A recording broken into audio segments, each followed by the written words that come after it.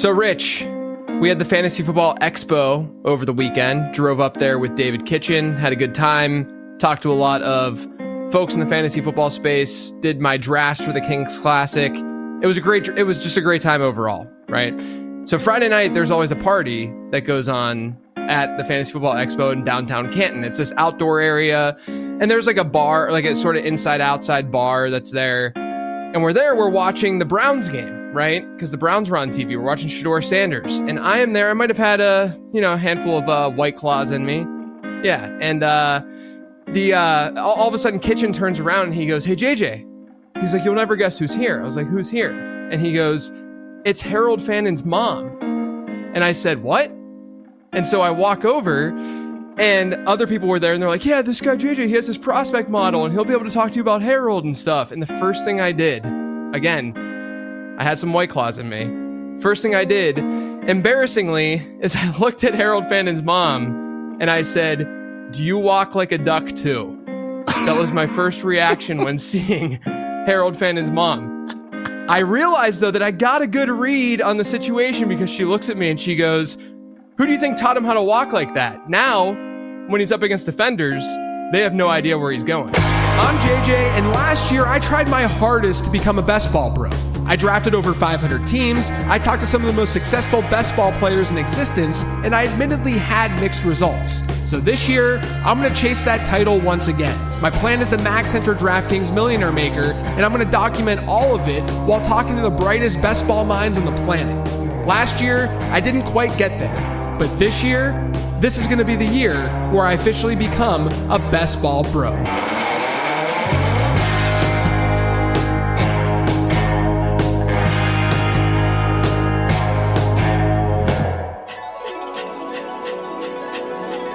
This episode is sponsored by DraftKings. There's no better way to lock in your fantasy dominance early than with Best Ball on DraftKings, where you draft once and ride your roster all season long.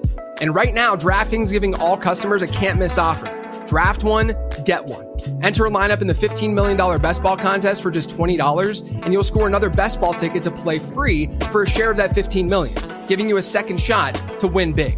It's easy. Just draft your dream team once, no weekly management required, and let your top scorers automatically start each week. Across the whole season, every breakout star, every clutch play, every touchdown will count towards your quest for a share of $15 million. I'm drafting over there all the time. It's an absolute blast. So download the DraftKings Daily Fantasy app now to draft your $20 best ball lineup to play for a share of $15 million and get a second ticket to play free for a share of that $15 million. That's two chances to win big without ever setting your lineup again. Draft one, get one, only on DraftKings. The crown is yours. Gambling problem? Call 1-800-GAMBLER. In New York, call 877-8-HOPE-NY or text HOPE-NY to 467-369. In Connecticut, help is available for problem gambling. Call 888-789-7777 or visit ccpg.org. 18 plus in most eligible states, but age varies by jurisdiction. Eligibility restrictions apply. Void where prohibited. One per customer. Enter the Best Ball $15 million headliner contest by 9/4/25 to get one bonus entry. $20 entry fee required. Reward expires in 30 days. See terms at DraftKings.com/NFL-best-ball. Sponsored by DK. Now back to the show. Welcome into another episode of Becoming a Best Ball Bro. I'm JJ Zacharyson, joined as always by Rich Ryan. Rich, what's going on, buddy? Doing great, buddy. Loved seeing the preseason action this weekend. We're getting ever so close to the season. Recorded our first episode of Gridiron Gamble last night. So the autumn wind, I can feel it coming, JJ. Yeah. I mean, like I said, we were watching some preseason football on Friday. And by the way, when I say that I had some White Claws, I'm a lightweight these days. Okay, this was not many White Claws that were flowing through me before talking to Harold Fannon's mom. I do want to shout out the family though, because other members of Harold Fannon's family were there. Awesome people. We had a great time chatting with them for like 15 minutes, and hopefully you guys enjoyed the little story that went along with that. I thought you were going to shout out White Claw. How do they do it, man? How do they get those things so delicious with such low sugar count, such low calorie count?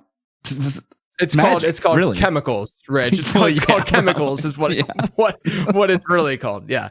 Yeah. But no, so we got to watch some of the preseason action, and a lot of stuff has been going on. And so I thought today it would be a good idea for you to bring some ADP stuff to the table, and we'll talk about the 5 biggest movers, risers, not fallers, but risers since training camp started for best ball purposes. And we'll go one by one. Technically there's 6 because we're just kind of combining a backfield with this, but we'll see where I'm at with my exposure. We'll see where I've been drafting that player and if I'm still drafting that player. So let's just do it. Let's just talk about these risers and players who have seen their ADP jump since training camp started. Rich, who's the first one that we should get to? Nobody has jumped more than a fella who is now my neighbor, sort of. I'm close enough to Costa Mesa where the Los Angeles Chargers train, and Keenan Allen is back with the Bolts, and he jumped up from 195 to 131. That is 64 spots in ADP. JJ, I'm very interested to hear, based on your love last week from a young receiver in the Chargers corps, how you're treating Keenan Allen now. I know you were interested pre-signing, scooped up some of that value, but where are you at now that he has a team and he's rocketing up the chart? Yeah, the interesting thing with Keandre Lambert-Smith is I actually don't think he's like a terrible pick still, because now he's just a 20th round pick instead of like a 18th, 19th or whatever. So like, even if you were drafting KLS, before the signing happened, I don't think it's that big of a deal that Keenan Allen signed. Of course, like the KLS ceiling is not necessarily, the same, and it's definitely not. But, KLS was someone who was always a big play threat, someone that you're hoping could give you like 2 or 3 spiked weeks and then maybe grow into something more. And that's capped, but I still think he can give you some spiked weeks this season, just given the kind of player he is and what he brings to the table. So keep that in mind. With Keenan Allen, so right now my milli exposure to Keenan Allen is at 10%, so a little bit over what's expected. Obviously, when I give you guys my exposure numbers here, the average or the expected exposure would be 8.3%, just given the fact that we are 1 of 12 in these drafts. And then obviously there's going to be some players that the field is not drafting every single draft necessarily, or didn't, back in May and in June because the player hadn't broken out or wasn't getting hype out of camp. So keep that in mind. But right now my milli exposure to Keenan Allen is 10%. I looked and my average pick for Keenan Allen was 193 or has been 193. And now obviously his current ADP is closer to like 130 to 135. So, that's not surprising because I was drafting him before he actually signed with the team, and he's ended up signing with the Chargers, which I think overall is a pretty okay spot. Like I've seen a lot of people kind of downplaying it and saying that it's not like a great place for him to go. It definitely makes Trey Harris someone that I'm not really interested in drafting. I still think his ADP is a little bit too high. He's had some struggles in camp with his hands and catching.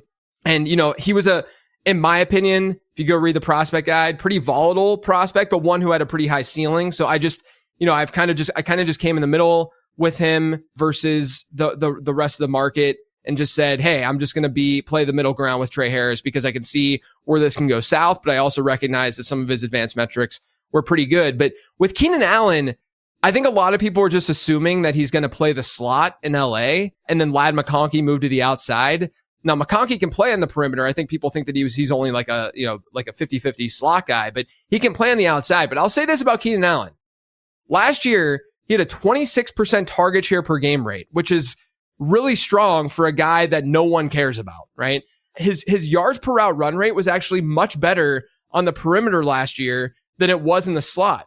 And he's competing with DJ Moore and Rome Odunze last season, rookie Rome Odunze. And I know that a lot of his looks were just easier, kind of, lower A-dot looks, but I still think that you can draft Keenan Allen where he's going. I still think that he is not a bad value. I'll probably still get some exposure. Obviously, I've gotten a lot of my exposure. I'm 130 something milli drafts in. And so there's only so many, more drafts that I can do to get exposure to a certain player. So pretty much no matter what happens from here on out, I'm probably going to be above that 8.3% mark with Keenan Allen, just based on where I was drafting him before. But if you're going into a single entry or if you're just drafting today for the first time, I still think Keenan Allen's an okay enough get at his current ADP. He has the connection with Justin Herbert that he established previously as well. I'm really interested to see what this Chargers offense is going to be this year, because people think of this Harbaugh run first, cram the ball. They were 12th in pass rate over expectation last year per NFL ELO. So it wasn't like they were as ground and pound as people considered them to be.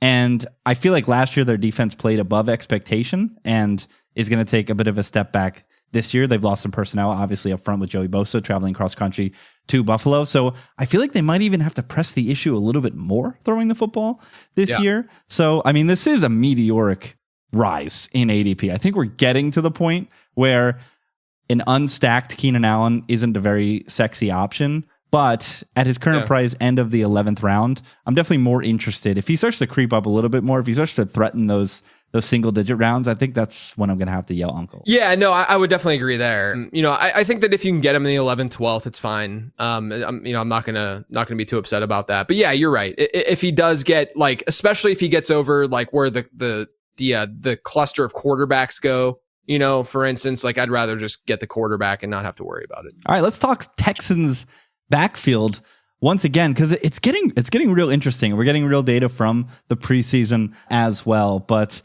Woody Marks is up 50 spots since training camp has started, currently going at the beginning of the 16th round. He was previously going as low as 229, now up to 187. Nick Chubb is, interestingly enough, parallel in growth at 35 picks. So both pieces in this Houston backfield people are trying to get a piece of. And JJ, I'm interested in who you are more interested in if you're still on the Marks train as opposed to Chubb. Yeah, I mean, look, I'll share my exposure right now to these players. 3.8% for Woody Marks. Now that also you have to keep in mind, not many people were drafting Woody Marks consistently, earlier in the offseason. I certainly wasn't. My average pick for him was has been 218. So obviously he's been, these guys are all risers. So you would hope that my average pick is better from a value standpoint than where we're drafting them now. Otherwise, I'm simply just getting him at an ADP right now, and I hadn't drafted him at all before that, but I did. So I'm at 4% Woody Marks. I don't really want to get that much higher, I don't think. I don't want to go nuts with Marks. I don't think that he's going to be a league winner, just looking at his prospect profile. Now, the model didn't mind him because he did have that receiving production, but some of that subjectively was boosted by that Mike Leach, rest in peace, offense, where we've seen guys historically just get crazy receiving numbers as out of the backfield. Now, he did transfer and he still had pretty good receiving numbers. And I think that's the kind of role that Houston would envision him playing. I just don't know how much of an early down role he's going to have. With that being said, I would rather invest in Woody Marks for sure than Nick Chubb, because I am of the belief that Chubb is likely dust. That's a strong way to phrase it, because I don't think that he's just not going to do anything at all. I just mean from a fantasy perspective, he's already been a player that has been one that counts on explosive runs and big plays to be a really good fantasy asset. And last year, coming off that injury, that was not there at all. Last year, Nick Chubb gained 10 or more yards on 4.9% of his carries. The year before that, whenever he got his smaller sample, 21.4%. He'd never been below 13.1% during his entire career. There were a lot of signs that he's slowed down. He's not the same running back. And for a player that relies on those big plays because he's not that much of a pass catcher, to me, that's really, really scary behind one of the worst offensive lines in football, right? So you combine all of that, and that's why my Chubb exposure is only at 2% right now. My average pick for Chubb has been 187. So I got him, before a lot of the stuff happened this offseason with him. And his current ADP obviously is a lot higher than that.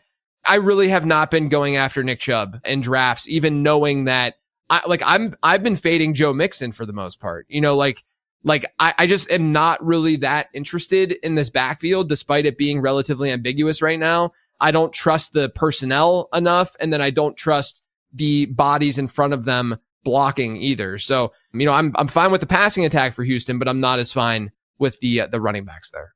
It's just bizarre how much they've kind of punted on this front unit when you need to protect CJ Stroud and keep him upright. I understand getting the weapons and double dipping in the draft, but at some point you got to protect and get some push up front. to get these running backs going. So, and yeah, Chubb, I mean, at this point, his knees are kind of spaghetti. The guy has gone through so much. It's understandable that he's going to slow down. And we've seen that the running back position, we've seen very talented guys fall off the cliff, right? Yeah, I mean, like Tunsil's gone, and there were a lot of people that questioned that move. And, the feedback, what I remember reading from like Texans beats and stuff is like, okay, well, it sucked last year. Can it get any? Well, yeah, I mean, like it could. He's a good player, and so it'll be interesting. Like it's very, very much up in the air, but I don't think that we should have confidence in it being a good offensive line unit. That is. It's almost like we hope Mixon. It's almost like we hope the Texans take a real big step back, and Mixon is just a dump off demon in PPR, especially in the DraftKings format, where I mean, in betting purposes, a lot of this is pointing towards look for an underdog in the AFC South, because I think the Texans are being priced like a shoo-in to win the division, and I'm not sure that's the case. The thing that's going to be really interesting with the Texans is their defense is really good. Like they have a really good defensive unit, and usually when you have that built, obviously you'd want to rely on the run game and in these positive game scripts or these neutral scripts and a good offensive line. They just don't have that. So it's going to be really interesting to see how that all goes down for Houston this year. The summer of Ja'Cory Krosky-Merritt continues, up 41.2 spots since training camp kicked off. JJ, where are you at on JCM? Are you still drafting him? What's your exposure like right now? People are going to be shocked when they hear this exposure, because it's hard to have a ton of exposure on a player that wasn't drafted in every draft, like in the beginning of July, basically, like from like May until that point. I'm at about 13% JCM right now. My average pick for him has been 227th overall. So I was drafting him before a lot of the true hype started. His current ADP, obviously much higher than that. Now he goes often, like I've seen him in the 16th round this week already. So he's obviously steaming up and has been drafted higher and higher as each week has progressed. Now, when you look at day 3 running backs, and I've talked about this before, basically on this show and every show and on the newsletter and such, but when you look at day 3 running backs who are reliable with usable weeks during their rookie season, they tend to come from just bad backfields, like crappy backfields by ADP, ambiguous ones, players where they don't have an RB1 or even an RB2 ranked ahead of them by ADP. And that's exactly what we have right now with Brian Robinson and Austin Eckler on that depth chart. I talked about this with Evan Silva on the Players to Avoid episode, because I am avoiding Brian Robinson. I did get Brian Robinson today, actually, in a draft, because he fell to like 110th overall. So I'm like, all right, I guess I'll get, some exposure to Brian Robinson. Literally forced you. They forced you to take. Yeah, I mean, like, of course I'm going to do that, right? But with that being said, like, I just don't think B-Rob is special enough to be a league-winning type player. And since the talent isn't necessarily there for him, that means that there's work for the taking. If another player can step up and be more productive and just be better. And with Ja'Cory Krosky-Merritt, or Bill, let's just call it Bill because it's a lot easier to reference it. That's his nickname. With Bill, what's really intriguing is that Brian Robinson, more of a plotter type and obviously a bruiser between the tackles guy. Austin Eckler is older now and is mostly just a pass catcher. I think he's still going to play that role. Ja'Cory Krosky-Merritt is very much the most explosive running back in that backfield, which is why I think he's getting the love that he's getting out of Washington out of Commanders camp, because they look at him and they're like, wow, this guy, but it's in relation to Brian Robinson and Austin Eckler, two guys who aren't that explosive anymore. Right. And so I think that he's going to carve out a role as this season goes on, which makes me even less bullish on Brian Robinson, which I didn't think was really possible. And then Eckler, though, I think is still okay, because Eckler is oddly falling as well as this has been going on. But I think that Bill is a bigger deal for Brian Robinson than he is Eckler. Like, Krosky-Merritt was not the biggest pass catcher in the world at all throughout his collegiate career. And Austin Eckler actually was good as a pass catcher last year when he got targeted. He had a really good yards per route run rate. I still think he's going to play that role for Washington, as long, there's been rumors and such that he would get traded or get cut or something like that. But as long as he's on the team, as long as these are the three running backs that we're dealing with, and I'm still expecting that to be the case. So, with Krosky-Merritt, would I be taking him in the 16th round right now? Probably not. I'm also, at 13% exposure, so it's easy for me to sit back and say that. I think that if you're in a single entry tournament that starts tomorrow, right? And you don't have to worry about people having that edge and getting Krosky Merritt consistently in the 20th round, back in July. I think that taking him in like the 17th is defensible. When you get to the 16th, you're starting to get into like Jerome Ford falls in the 16th at times, and we know that he's going to have a pretty legit role with this Quinshon Judkins stuff. So I'd have a harder time with that, and like Rico Dowdle, who I like a lot, in Carolina. But I do think that he's going to carve out a role as a 7th round player. And, a lot of people say, well, 7th round picks don't pan out very much at all. I get all of that. And I've done research on that. And I agree with that. But a lot of the players that you're drafting in round 18 plus, 17 plus in these DraftKings drafts are also not going to pan out at a very high rate. Maybe you could argue that you should just get a DJ Giddens type instead of a JCM, because Giddens was a better prospect. I loved Giddens as a prospect, and he looks like the clear RB2 in Indianapolis. So if Jonathan Taylor were to go down, then DJ Giddens has more upside than Krosky Merritt does. But I also think that you can make the argument that if Brian Robinson were to go down, then Krosky Merritt might have comparable upside to DJ Giddens anyway, but there's more room for Krosky Merritt to carve out a role naturally in his offense without the injury. So I'd still go JCM, but I think that I understand all that logic. And if you want to go that direction, that's fine. I wouldn't be so overly exposed though, just because you're not getting him in the 20th round anymore, and he is a 7th round pick. Couple notes. I want to affirm your Austin Eckler. He's down 4 spots since training camp open, now going at the top of the 14th round.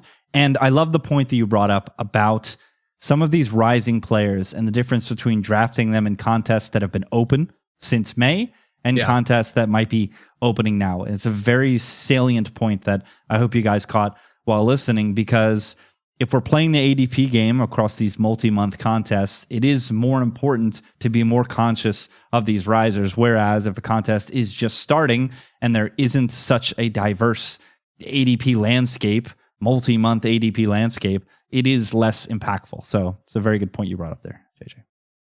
Thank you. Appreciate it. Let's talk Jags running backs, because the tweets were flying from these individuals. We had you tweeted out the screenshot of we had Travis Etienne apparently come up lame in practice, did not want to speak to reporters, and Tank Bigsby gave us a stream of emojis. Shouts to Denny Carter, the enemy speaks kindly and carries a knife. Yeah. A little bit of action there from Bigsby. So would love to hear what your thoughts are on Tank, who has skyrocketed up 30 points, up 30 spots in training camp. Yeah, so my average pick with Bigsby has been 155, and he goes about 30 spots ahead. So I've gotten some equity there and some value out of that. I have about 10% exposure to Bigsby, so I'm a little bit above expectation. This is the kind of player that I despise in a managed redraft league. I would put him, Jordan Mason, Brian Robinson, Braylon Allen, these guys who are early down hammers who don't have good receiving upside or profiles. I'd put them in the same kind of buckets. I've talked about Jordan Mason on the mailbag episodes. I think that he at least has some question marks about his receiving just because of the situations he's been in. But I don't think that we're going to see Tank Bigsby be some legit pass catcher, week in and week out, even if there's injuries that occur to one of the other running backs. And so that's my fear with Bigsby from a ceiling perspective, which is why at his current ADP, I'm not really drafting him. Like, I was getting him when the market was slow to react to what the camp news was saying. And then his ADP obviously started to rise. And then, then we started to see, I tried to do that before his ADP was rising. And then all the while, like Bashal Tutin's ADP was falling, and I'm trying to buy into that as well. So I've basically been trying to like get Jags running backs in most of my drafts that I do. And so, I'm above the market on Tutin as well. He's still my favorite, like, late season hammer, Bashal Tutin. He showed up a little bit in that preseason game. Now, granted, it was later in the game, and it's not the same dudes that he's going to be facing / playing with. But I still think that Tutin has the skill set to be like the guy who emerges out of this backfield to be really fantasy viable. And Etienne's fine too, but with Tank Bigsby, he has 16 targets in 2 years in the league. He has a poor yards per route run rate, so I'm not expecting them to use him a lot more as a pass catcher. I'm mostly fading at this point, especially with how things went with Bashal Tutin. I would expect Bigsby's ADP to fall a little bit, but when guys rise the way they do, it's a lot harder for them to kind of go back down and fall, just because you're going to need a lot of drafts. Like when just think of it this mathematically, when a guy's like 180th overall, or in Bigsby's case, let's just say 160th overall where he was going before, you could get just like a handful of people drafting him like 80th overall, and it'll rise a lot, but it's going to be a lot more difficult for him to fall because you can only go so far down. And he will only go so far down in these drafts to fall back down. So I'm anticipating myself not really drafting Tank Bigsby from here on out. Let's talk about another guy who I think we both love, but I think we both agree is approaching very difficult to draft territory, and that is wide receiver Emeka Egbuka. When in doubt, draft a receiver from The Ohio State University. Everybody in camp is just saying that this guy is the dude. From Baker Mayfield to the other receivers on the team. You pair that with the Chris Godwin second ankle surgery that happened earlier in the summer, and you get an absolute explosion in ADP from the rookie, JJ. Yeah, I mean, look, if you look at the late round prospect guide, he was an elite producer alongside Travis Hunter, alongside Tedero McMillan, and also Luther Burden ended up finding himself in the elite producer category as well as a second round pick, which does not happen very frequently. But I've talked about that many times on the show about how the model probably inflated Luther Burden a little bit, but I still like Luther Burden a lot too. But I love Emeka Egbuka. He was a really, really solid prospect. One of his comps was Chris Godwin in the prospect model. Robert Woods was another one. But my problem is that he's going to start approaching, or he's already inching towards that Jalen Waddle. Like, I was in a draft today, someone took him over Jalen Waddle, and I just can't necessarily do that. Calvin Ridley, I'm taking over Egbuka. After that, like if you want to take Egbuka over, Jacoby Myers or Roma Dunze, I'm not going to totally fault you, but I do think that it's gotten to the point where a lot of this like upside is sort of priced in. So like I'm at over 11% Egbuka, but a lot of that is from earlier in the offseason for the Millie. My average pick for him was 92nd overall, and now he's like an early 6th round pick. So, it's like 30 spots in overall ADP for me in getting Egbuka. And it's unfortunate because if I let's say I have 15 drafts left in the Millie and I don't draft much Egbuka, then that 11 to 12% number is going to fall to like 9 to 10 to maybe low 10 percentage, like 10.5% or like 10%.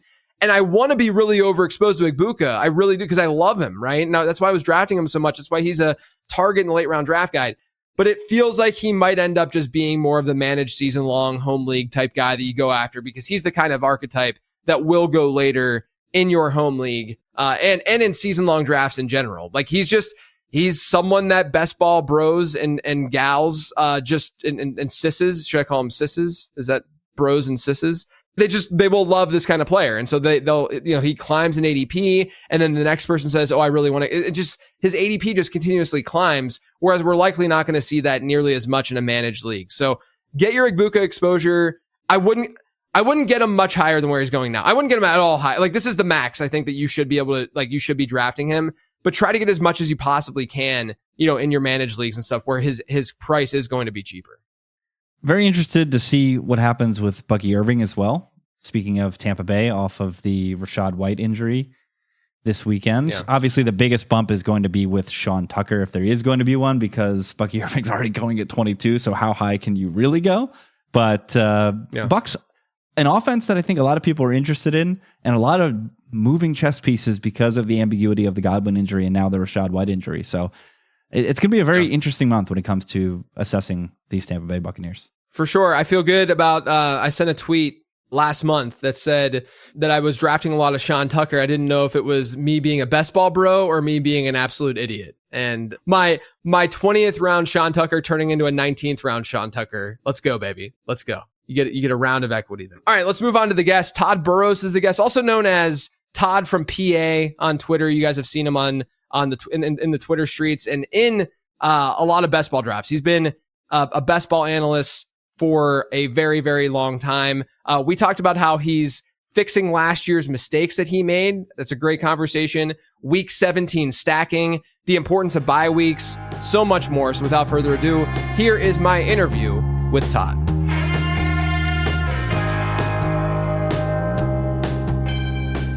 All right, Todd. Last year was kind of a difficult best ball season for some analysts.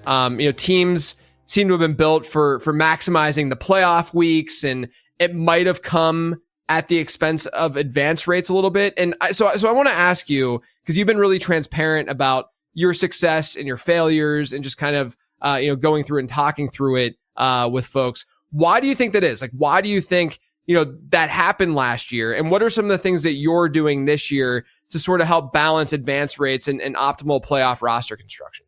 Yeah. So basically, one of the really fun things about best ball is that every year people overreact to the information from the year before.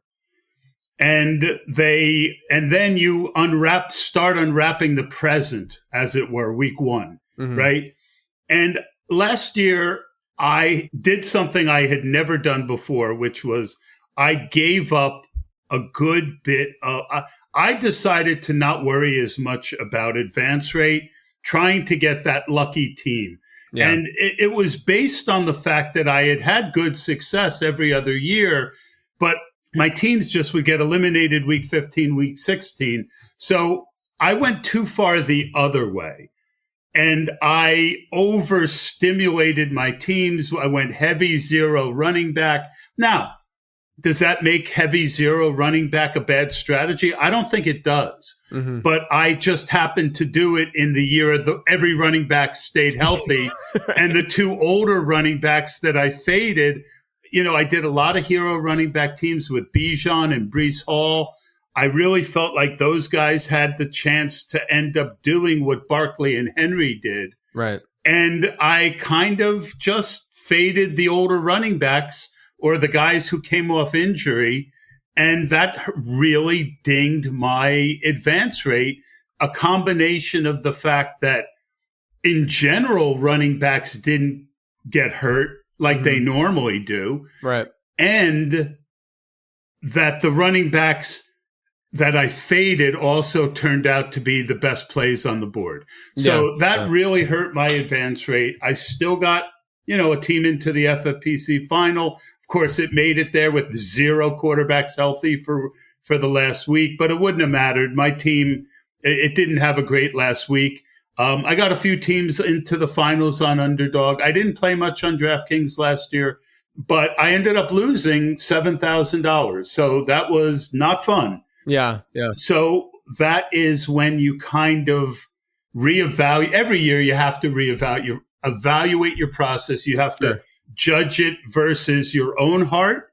And you need to also judge it versus how everyone else is interpreting what happened last year. Right. So for me, I've come up with this new strategy that I've been pretty excited about.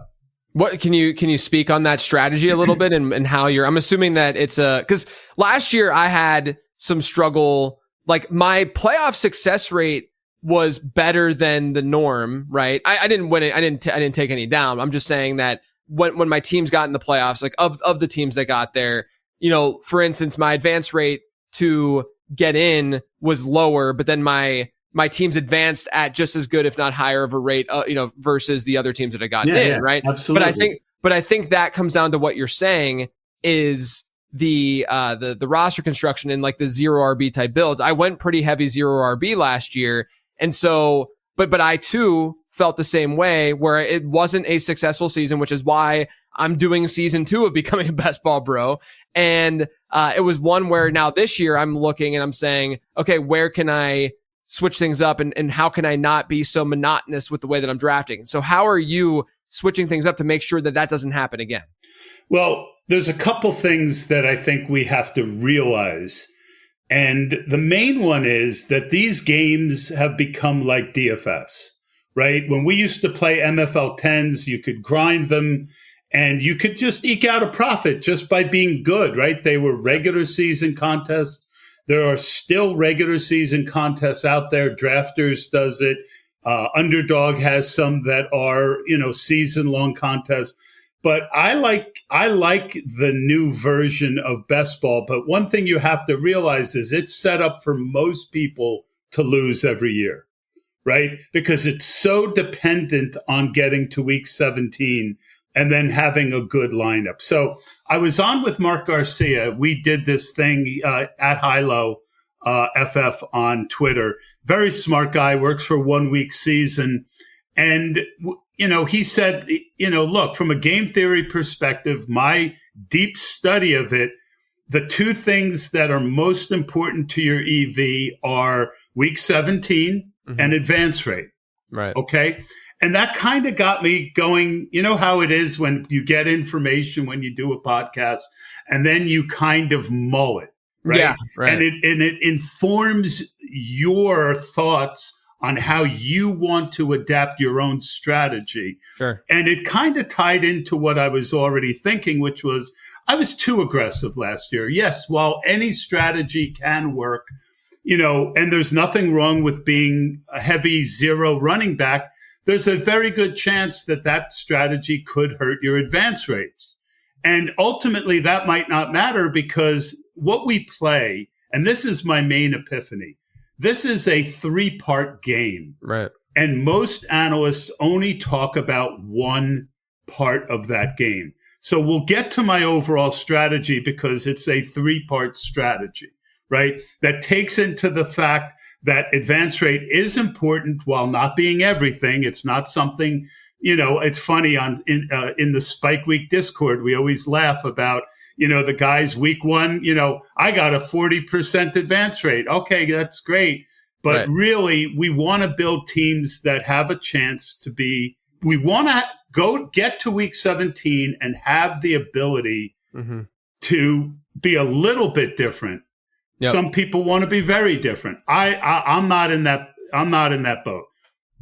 But basically, the main thing, my strategy that's different is I'm putting a lot more thought into make sure that I'm not bleeding advance rate while I'm waiting for chaos to happen. Right? Mm-hmm.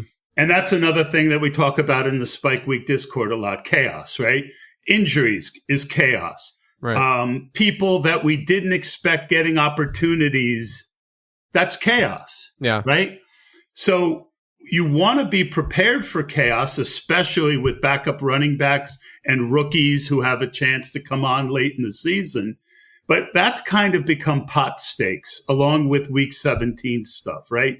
That's become, for smart people, that's become pot stakes. They're still not done as much as it probably should be, and you can overdo it.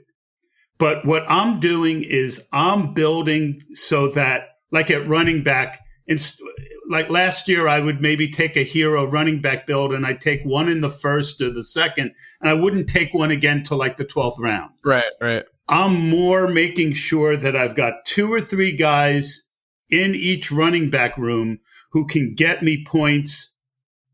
Again, chaos can happen. One team might not work. But based on what we know now, and that's all we can base it on, I don't want to be bleeding points in my running back room while still adding enough good backup running backs who, the Isaac Guerrero types, the Jalen Wright types, the Will Shipley types, right? That if you get that injury to the key guy ahead of you, now you've supercharged your team. But I don't want to be 200 points behind week 5, because even if you get chaos, then it might not be enough. Has this trickled into player exposure for you as well? Are you now, because it seems like you're trying to play it smarter, of course, but you're trying to not get as high variance with your lineups, let's say. It's more about like a mixed drink. Right. I want enough alcohol in each drink that I can get a buzz. Right. But I don't want to have so much alcohol that after 3 drinks, I'm ready to go home and it's 8:30. Yeah, right. So it's about blending my teams. But to answer your question, I am a firm believer in not going nuts with exposure. I honestly think most people who do that are rookies who've never lost a lot of money. Yeah, right. Everyone, it's easy to be brave on Twitter with your 40, 50% ownership on 9 guys. And if you hit it, and you might, right? You might. Right. But there is nothing worse than having a week 1 injury to a first round guy, and you have 30% of that guy. One thing people don't realize, is that with success in advancing, the best advance rates every year are on early round picks. Mm-hmm. It is the most volatile. If, like the year Christian McCaffrey got hurt, the Tyreek was going right next to him. Well, that supercharged Tyreek's, right. Because you just killed that team next to you. That, it's like a seesaw. If you get that early injury to, so I tend to stay right around 15% max on guys in the first 2 rounds, 25% through round like 10, 12. And then I'm willing to be, if there's somebody I really like late, I'm willing to go 30, 35%. Oh, that's good to hear. Because that's usually the way that I've approached things too, is that it's really hard for me, especially in this year's landscape where literally like the smallest things can make you say, all right, well, I'm not going to get Puka Nacua at 108 right now because the Matthew Stafford thing that's going on, or maybe I'll back off Malik Neighbors a little bit because of this foot, whatever the case may be, just because there's so many good players that are getting drafted in the first round. It's the best first round I've ever seen. Ever, right. And so like to me, there's just no reason to be massively overweight on these players when the opportunity cost is so significant because the other guys around them are just so good. So it's about how and who you're building with and mixing your combinations with those early guys while still taking a stand. Right. To me, 15% on a first round pick, right. 2x. Right. And that means I'm going to have some guys at 3-4%. Right. I mean, to me, on an early pick, that is aggressive. Right. Exactly. But to other people, it's not. And to each his own. But I always like to say everyone's a hero until it's the year that you get the injuries to your 40%. And then all of a sudden, I can't tell you how many guys who argued with me on Twitter over the years who later say, this year, I'm really cutting back my exposures. And I'm like, yeah. Okay. Yeah. So you mentioned the importance of week 17, we're talking to Mark about this and talking about how, there's these like sections of the season. How important, like when you talk about week 17, is it a situation where you're aggressively going after players who you think are in good week 17 matchups? And then on top of that, and when I talk about like optimizing for week 17, or is it the positions that you're taking, the type of positions, right? Because you're taking backup running backs and the attrition of the season and making sure that they're healthy. And then the last thing I want to ask to bring this all together is, do you think the community in general is overemphasizing, underemphasizing, or correctly emphasizing week 17 game stacking? That's something that I think a lot of listeners of this show who are maybe not full-blown best ball bros, but are getting into it and such, they still don't quite understand how heavily they should be making these week 17 game stacks. So talk about week 17 and how you kind of approach and think about that week. Sure. It's a loaded question because I want to get into the 3-part thing, but I'll answer it according to the way you asked it for now. Okay. So basically, I went a little overboard last year, right? Because I was adapting to the fact that I wasn't having playoff success. And I think I Wile E. Coyote'd it a little too much. Mm-hmm. You know how Wiley's running on the road, and then all of a sudden there's no road, right? And he's going to fall and break his neck at the bottom of the canyon. That's how I was with week 17 last year. But if you go back a couple years where if you had Rashad Penny in round 13 and Amon-Ra St. Brown, that mini game stack, you couldn't live without that week 17. Yeah. So I'm what the difference in my approach this year is I'm far less likely to chase it than I was last year. Yeah. I'm less likely to take a player I think isn't the best player to make, but it's a great tiebreaker. Yeah. And that's how I look at it. And I think you do especially want to try and have a bring back for your quarterbacks in week 17.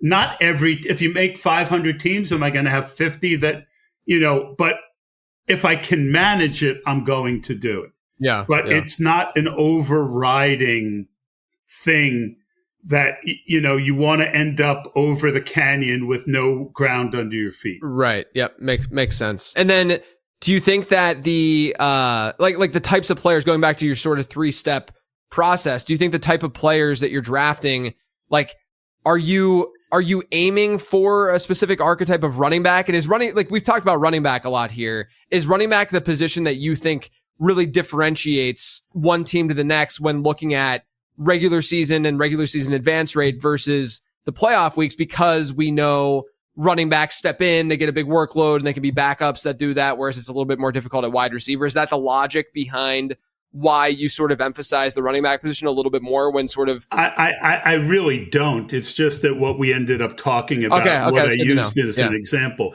Yeah. Each position group needs a certain amount of weight. Okay. Right? Yeah. I don't want to be so weak at any position group that I'm bleeding points all year. Yep. Okay. Some people are willing to go onesies and at the onesie positions, and that's not me. Yeah. I want again. All right. So here's where we'll go into the 3-part. You need to advance. You need to have a strategy for week 17, but you got to get there. Right. Right. There's week 15 and week 16. So what I have spent a lot of time this year on is something I'm calling tricking the pods. Okay. Yeah. And the first thing you have to understand is that there is a tremendous amount of luck in getting to week 17, but you want to put yourself in position. So I want to advance a good number of teams this year. My week 15, 16 strategy is not about how to get through those weeks, but to make it that the teams that get through there are unique for week 17. So what do I mean by tricking the pods in week 15 and 16? I'll give you a couple examples. If the backup running back, let's say I have a Jalen Hurts stack and I take Will Shipley on that team. Yeah. I target the backup running back with the starting quarterback, right? Now, some people might think, well, why would you do that? You know, they're not really going to go off at the same time. Exactly. Mm-hmm. I mean, maybe they could. Like Will Shipley, if Barkley gets hurt, he could give you 10, 12 points on a week when Jalen Hurts throws for 5 touchdowns and he's the guy you need. But the way I've tricked the pod is the following week, the one that didn't go off nuts the week before is going to be very low owned. Right. So I've tricked the pod. Now I have let's say in that example, there might be in week 16, Jalen Hurts, A.J. Brown go absolutely nuclear. Well, I want maybe Dallas Goedert on that team. Yeah. And I want Will Shipley on that team because now I don't need Jalen Hurts. I've got another quarterback. He might be 40% owned in week 17 because he just had that week that you had to have in week 16. But Will Shipley might only be 2% owned, 3% owned. Mm-hmm. Another way that you could trick the pods is something I've talked about for years. It's called stack cuffing. It's putting 2 running backs from the same team on the same lineup. Now, will I handcuff my stud early running back with his backup? No, that's not stack cuffing.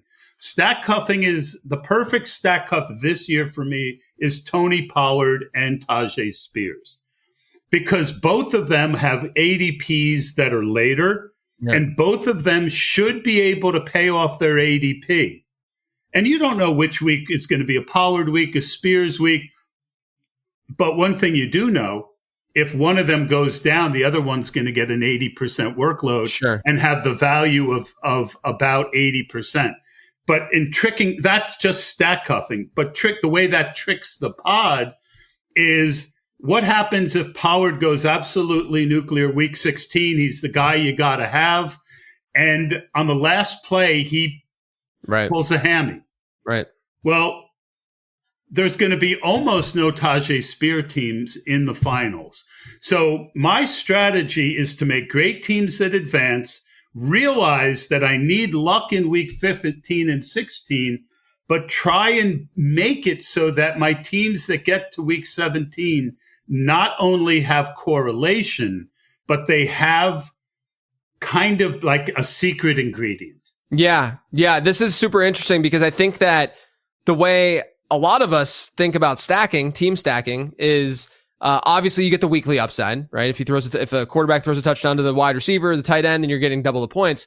But then you're getting the season long upside of, if that's the offense that does well this year and outpaces ADP, then the whole entire offense will outpace ADP. If Drake May goes nuts this year, chances are all New England players will also, beat ADP expectation. But I love what you're talking about here, because I get questions frequently from people of how many players should I be stacking and how many wide receivers, yada, yada, yada. And obviously that's going to be a draft by draft kind of thing. And the quarterback I can answer that if you want. Yeah. So I would love to, because I think what you're saying here, what's so important is the idea that having that extra player, that extra stacking partner is so key in these important weeks for when that one player goes off the next week.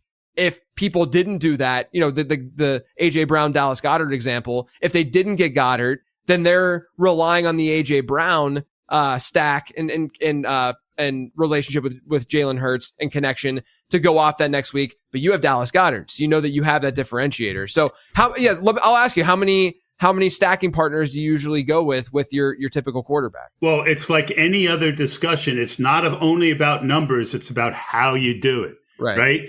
It's about how you paint that painting. So historically, if you take Jamar Chase and T. Higgins with Joe Burrow, in general, that doesn't work out that well for that team, right? Because you've put so much value and they tend not to go off at the same time. So the first and second option I'll rarely have on the same team. I'll do it some. If I'm going to build 50 Joe Burrow teams, I'm going to have 2 or 3, 4 or 5 ones with T. Higgins. Yeah, right. But in general, I'm more thinking of, for that AJ Brown thing. There's 2 different things. One, you get to week 17, and again, you got to think about what is going to get most people to week 17, especially on Underdog, where, Best Ball Mania, it's 18 or 16 teams in a pod. If that, maybe there's a week where there isn't a guy, but oftentimes there's that one guy who drags a ton of teams to the next week. So now you're in week 17, and let's say AJ Brown and Hurts again just go absolutely nuclear, right? Well, there's going to be a ton of you haven't really separated enough from the field. Right. Because it might be a 20%, Hurts might be 40% owned in the final. AJ Brown might be 30%, but Hurts, AJ Brown, and Goddard might only be 5% owned. Right. And maybe it's AJ Brown the following week who just has an okay week and Goddard goes nuclear. But if you've ever played DFS and you have a team that's, you're going down the stretch and you're trying to take something down, having that extra piece in that game, there's a comfort level to it. Yeah. It's just a matter of, again, I won't, take Dallas Goedert around early just to make that happen. But if he's standing there at ADP and I can add him as another piece, I will. And then the other way you can do it is, like I said, the Will Shipley example. Find that rookie or that backup running back. Yeah. If you're doing Patrick Mahomes, taking a Brashard Smith or a Jalen Royals at the end, taking that one extra dart throw so that you've got that one more answer for that stack than most of your competition. That's the way I'm thinking of it. I'm not saying it's 100% right. It might not be. Because every year we unwrap the present and it's a different answer. Yeah, but I love thinking about it this way because, our late round picks are not going to be giving us many usable weeks to begin with. Right. Like we know that inherently just based on hit rates from late round guys. Obviously we want them to hit, right? I'm just saying generally speaking, but where I think the leverage that you're speaking of here can really come into play is that if those usable weeks that they do, let's say that they give you 3 of them or 4 of them or something like that, if it hits at the right time, that's your way of differentiating, right? So you might be sitting on Jalen Royals, right? And we're hoping that Jalen Royals can give us production to start, the front half of the season with Rashee Rice sidelined. But you're also sitting with Jalen Royals hoping for that week to hit later in the season when maybe you don't have the same type of advance rate for that individual player that, is being drafted late. So it makes a lot of sense. Yeah. And the other thing that my real big focus where I think I made a mistake, I'm pretty good at watching tape, right? But I think I invested too much in who I liked and not enough in who had an opportunity. So last year, I really didn't like Bucky Irving that much. Mm-hmm. Pro scouts get him wrong. I'm going to get him wrong. Sure, right? Yeah. But what I overlooked was the fact that Rachaad White was a known quantity. He wasn't a good running back. Right. So that was a bit, I did get some Bucky at the end, and a lot of the teams that made it to the finals for me were Bucky Irving teams. Yeah. I'm spending a lot more time this year making sure that my player takes aren't driving me off the cliff. Yeah. And that I'm overlooking opportunity. Right. And I also like to combine floor and ceiling. So, if I have I drafted a team recently with A.J. Brown, Jamison Williams, just a bunch of real guys that we think of as spiky. Yeah. Right. So at the end, instead of taking a Royals, one of those guys that I'm, a Thornton. Yeah. I took my last round pick was Jalen Coker. Not an exciting guy, but that guy who I think balanced that wide receiver room on that team that hopefully could get me to the playoffs. Yeah. And he's still got enough talent that maybe he ends up being the answer too. Oh, yeah. But it's just less, you don't think of it that way. Yeah, so, yeah. I'll mix and add, on teams where I have a lot of high, guys who, tend to average 15 to 20 yards a catch. I'm more likely to add an Adam Thielen to a team like that than I am a team where I've got, 2 or 3 Zay Flowers types. Yeah. Right. In that case, I'm trying to add a little nitroglycerin to the back end of that wide receiver room. Yeah. I've done the same thing even with, because, DraftKings, you get 20 rounds. You're going to get even deeper players in round 20.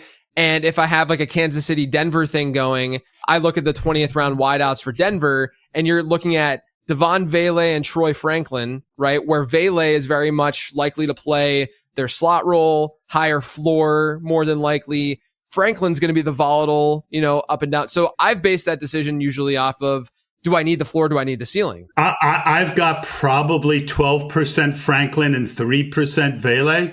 Yeah, I don't have a problem with anyone going one way or the other with that. But your overall point, I think, is 100% correct. Yeah. I don't want to, let my player take away from the point you were trying to make, which I think is and again, you don't want to wear 4 condoms when you're drafting. Sure. Right? There is some truth to the guys on the internet who love to talk about how aggressive they are. There is some truth to that, right? You don't want to play too conservatively, but you also don't want to have a team that's just all guys who are boom or bust. Yeah. That's just the way I play.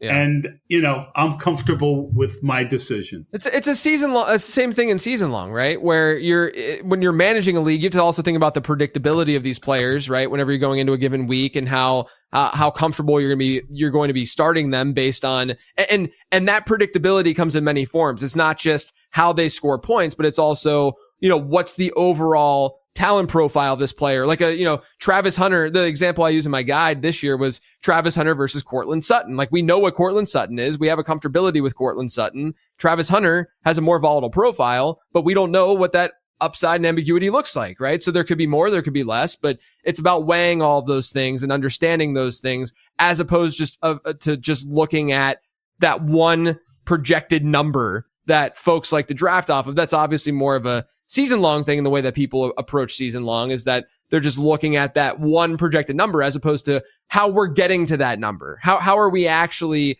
accumulating, how's this player accumulating the statistics that he's accumulating? It goes a long way to have that balanced approach. I look at season long very differently, where I am willing to just YOLO it in the later rounds, 100%, because I can make up for it with waivers. Exactly. Right. Exactly. Right. I'm much less likely to want to take a 0 in best ball than I am in season long with my draft picks. That being said, again, it's not whether you take. I mean, I have way more Hunter than I do Sutton in that example. Yeah, but same. I like Ridley in that range, like Sure. somebody else might like Sutton.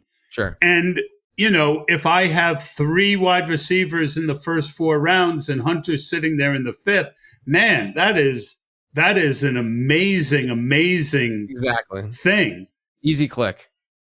So again, it's all about thinking about your team as you're building it, and the kind of team that you're building, and making sure that you're going to put enough nitroglycerin in it, that you have that kind of upside that can take you to the top of a 700,000 man tournament, while realizing you're not playing against 700,000 people. You're playing against 12, followed by 16, followed by 16, followed by 700. One question that I got, so I was at the Fantasy Football Expo this past weekend, and someone came up to me and they were like, man, love the Becoming a Best Ball Bro series. The one question that I want you to ask somebody is how they handle bye weeks. And I realized that this offseason, I haven't really talked about bye weeks at all. And so I'm curious, like, how important are bye weeks to you in terms of being overexposed to certain weeks? And, obviously the onesie positions where you don't have as many of them that you're drafting, making sure there's no overlap. Are you always making sure, are you okay with taking a 0 during a bye week at tight end or something, let's say, or, which direction do you really go in? Well, I wrote an article about 10 years ago about MFL 10s, and one of the things I stressed was bye weeks, right? Not wanting to take a 0. But that was a game where one team basically got all the money, right?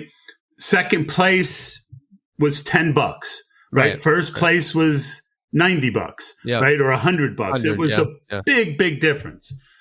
I've come full circle. I don't even look at buys. So here's why. The biggest example is quarterback, right? Yeah. And let's say I'm giving up 20 points because I've got 2 quarterbacks, and I only build a lot of 2 quarterback teams this year. I'm actually doing your old strategy. Yeah. 2 guys within that window, right? Your old strategy. Late round QB. It's not quite late round QB like it used to be, but the key part of your strategy that I understood back in the day was getting 2 within the window. Yeah. Right. That 8 to 15 range. If you get 2 of those, you're good.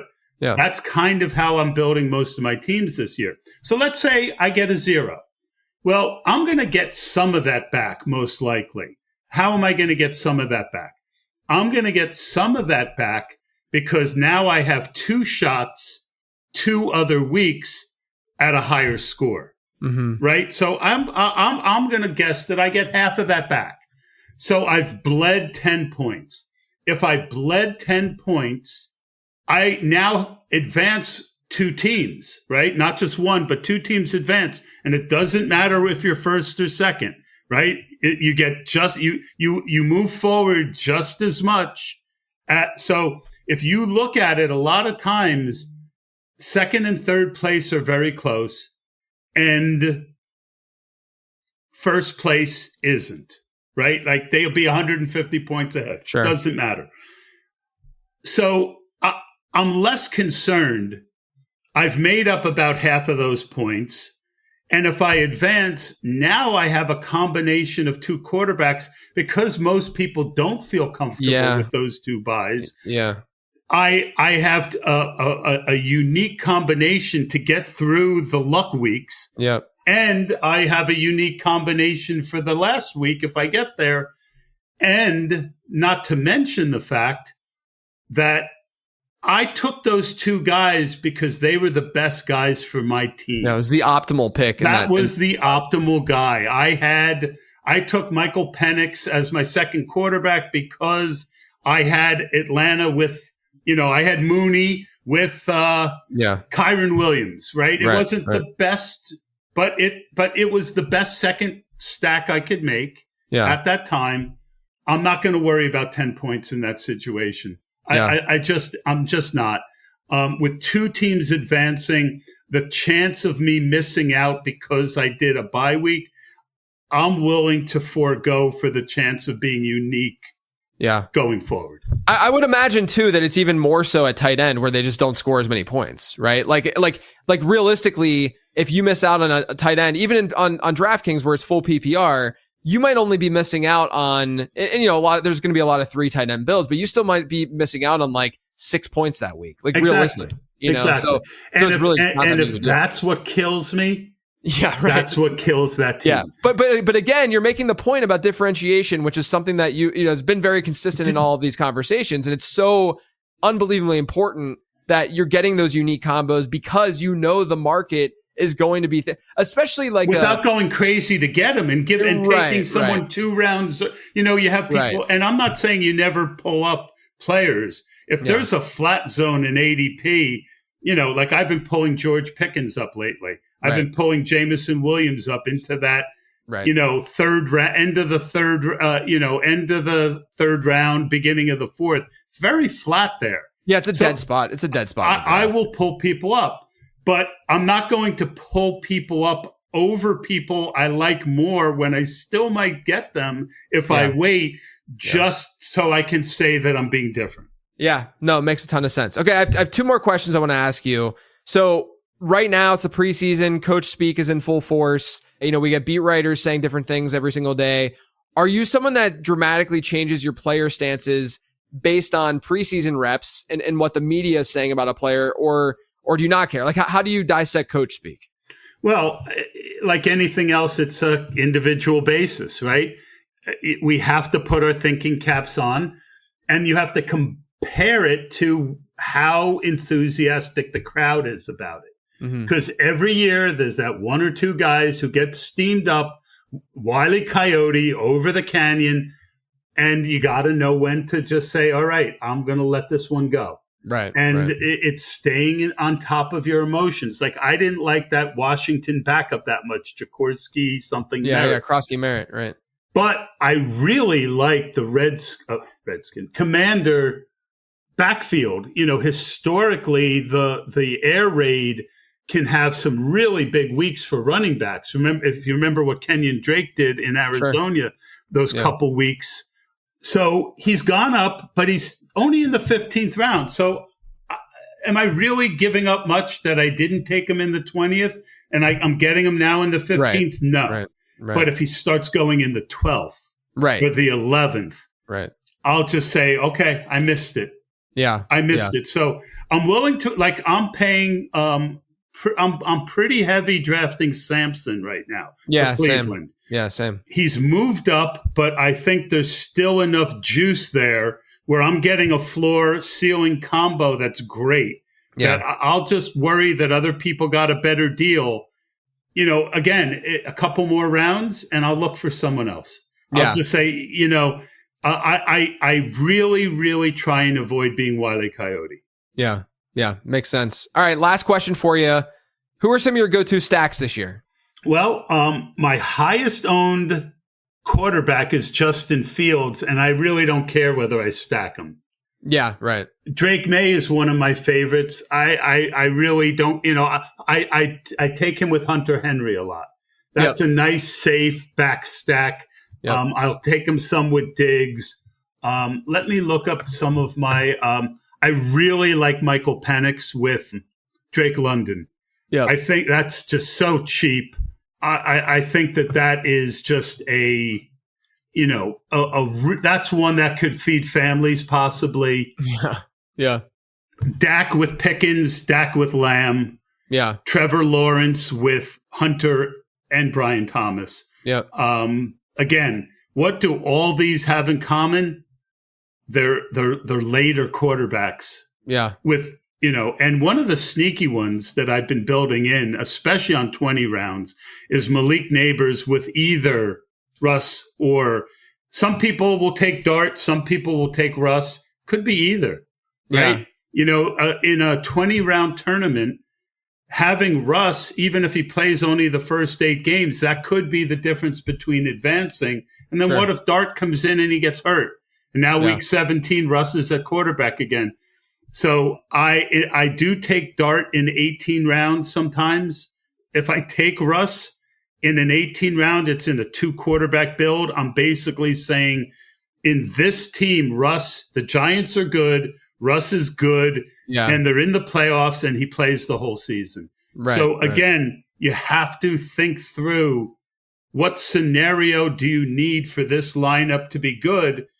And if you're building 5 teams out of 500, you might say, a lot of guys will say, oh, I hate Russ. Russ is done.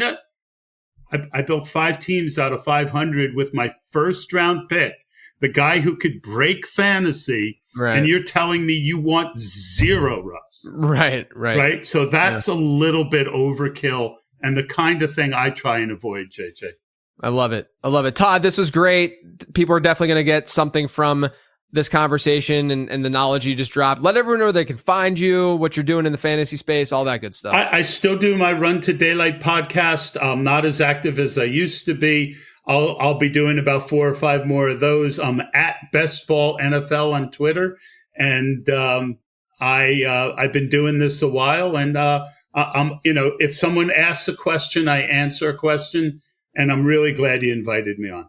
Yeah, man, this was great. When did you officially move away from the Tod from PA? It's still my name. Right. But it's not my handle. About 2 years ago. Yeah, I remember you switching it. I just couldn't remember when it was. Yeah. I mean, the reason I did that was because I used to call into Ross Tucker on Sirius, and I was Tod from PA. So when I joined Twitter, I'm like, all right, maybe someone will know me.